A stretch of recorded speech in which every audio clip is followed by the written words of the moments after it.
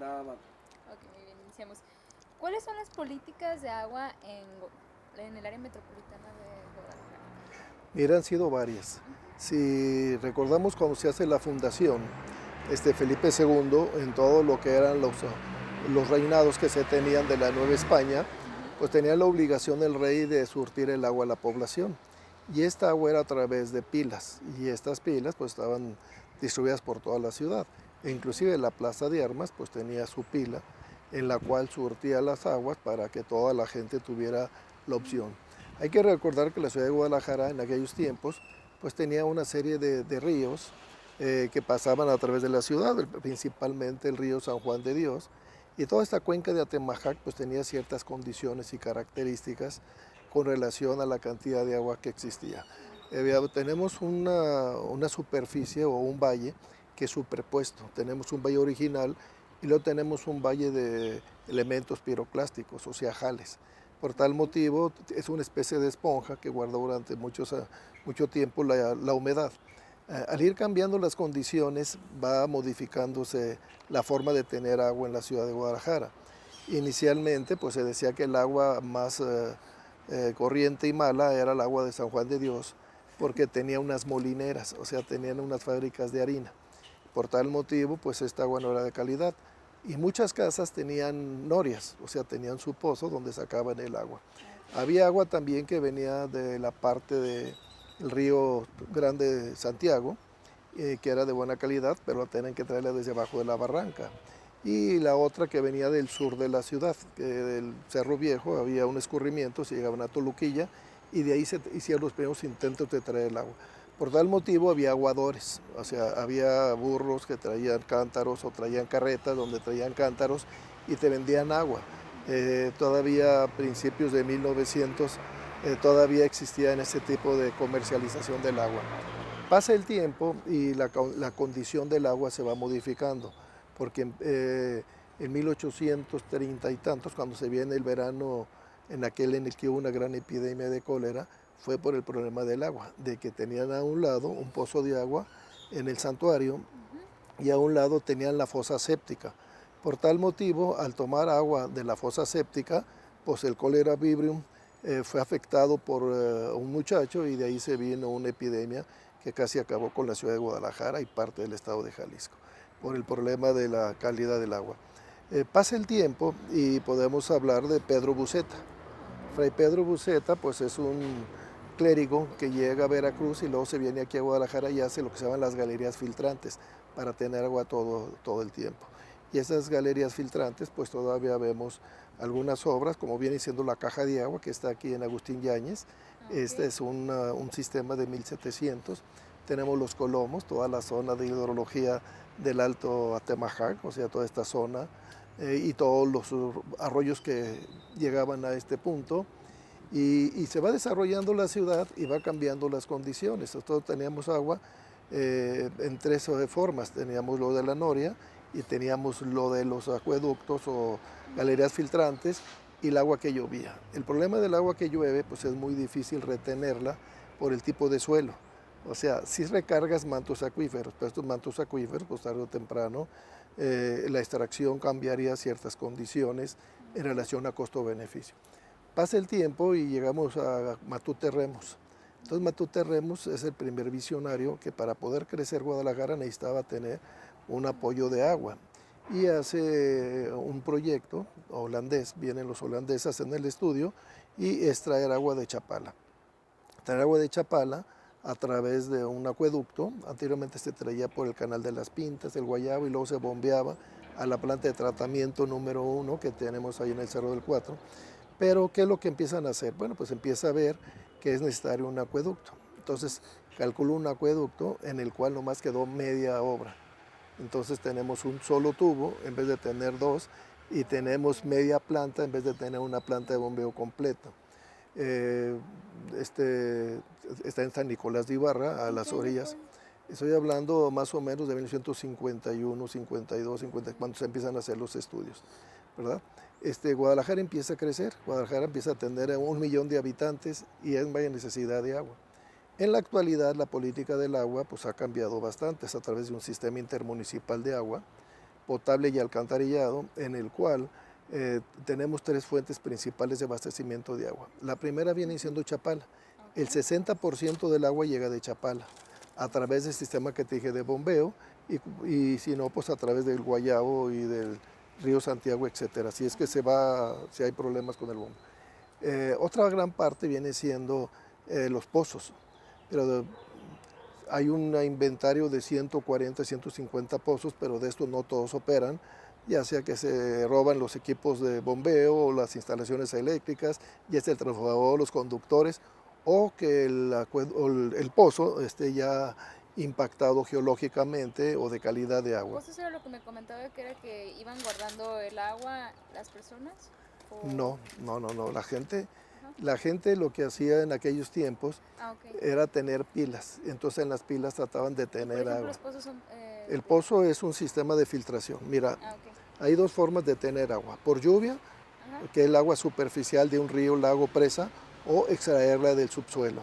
Entonces, para extraerla del subsuelo son los pozos. Antes se llamaban norias porque eran muy poco profunda el agua, teníamos un manto superior donde se podía estar sacando el agua. Ahorita, por el problema de filtración de agua, por el tipo de construcciones que hemos hecho y el cambio de la cantidad de precipitación, pues se ha variado y estos, como hay una sobreexplotación, estos niveles de agua de los pozos han bajado mucho, o sea, están abatidos los niveles freáticos de los pozos. Por tal motivo tenemos el lago de Chapala, el 60%, otro porcentaje viene siendo los pozos, y medio metro cúbico de agua viene de la presa Elías Chávez, que se encuentra en la parte de los Altos de Jalisco. Hay una diferenciación de datos. El CIAPA establece que a Guadalajara llegan 9.5 metros cúbicos por segundo, mientras que la Comisión Nacional del Agua dice que son 10.5. O sea, uno habla de 9.5, otro de 10.5. Quiere decir que andamos medio metro cúbico entre unos y otros. Y luego vienen otras condiciones, las políticas. Las políticas son de que el artículo 4 constitucional establece que todos los pobladores, todos los mexicanos tenemos derecho al agua en cantidad y calidad y asequible, o sea que la tenemos que tener próxima. Ese es el artículo 4. Pero nosotros después tenemos que ver qué calidad de agua vamos a tomar, porque el agua tiene dos condiciones: cantidad y calidad. Entonces, la calidad del agua tiene que ver con el tipo de contaminantes que tenga el agua. ¿Cómo es la calidad del agua aquí en la área metropolitana? Bueno, según informaciones oficiales del CIAPA, dicen que es un agua potable, mas sin embargo no podemos tomar agua de los grifos, o sea, de la llave. ¿Por qué? Pues porque vamos a tener problemas. Estos problemas pueden ser desde siempre bacterias hasta otro tipo de contaminantes, como pueden ser organoclorados, pueden ser insecticidas, pueden ser, hay una nueva rama de contaminantes que se llaman persistentes, en los cuales no pueden ser removidos por las plantas de tratamiento normales, como vienen siendo las hormonas, como vienen siendo los antibióticos, como vienen siendo nanomateriales, nanoplásticos, etcétera. Todo esto no es removido. Entonces sí podemos generar un problema de salud pública. Ahora, ¿cómo hay que basarnos con relación a la política pública? Bueno, si hablo de calidad del agua, tiene que estar establecido por la norma 127. Esta norma 127 de salubridad es muy laxa con relación a normas internacionales. ¿A qué me refiero? A que aquí pasa, pero esta calidad de agua en otros países no pasa. Ahora, el siguiente punto. A nivel internacional se hacen las tomas en donde está el domicilio. Si yo voy a hacer el análisis del agua, lo voy a hacer en el domicilio.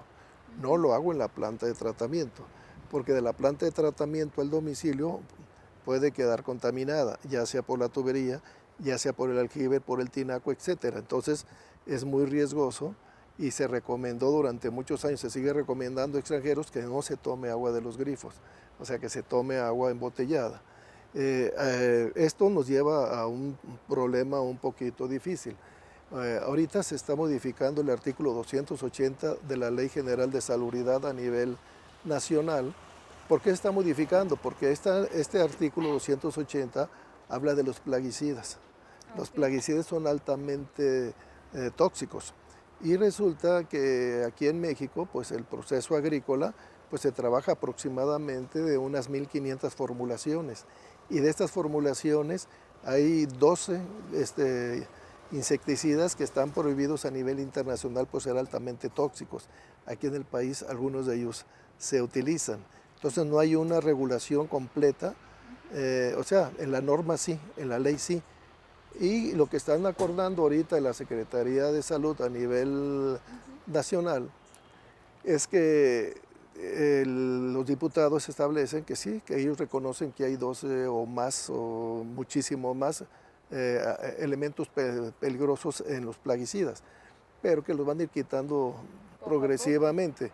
Entonces la pregunta es cuántos años vamos a esperar a que se quiten todos aquellos que pueden producir problemas en riñón o problemas en cáncer o cualquier otro tipo de... Para, por ejemplo, en el sistema líquido, o sea...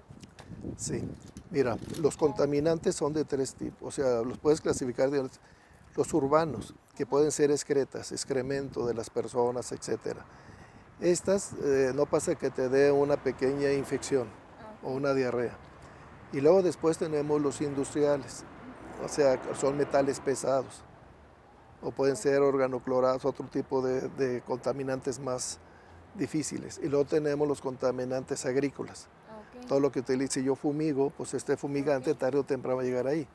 Ahora, ¿cuál es el problema? El problema es que la planta tiene que estar diseñada, cantidad de agua y qué tipo de contaminante vas a quitar. O sea, no son universales las plantas.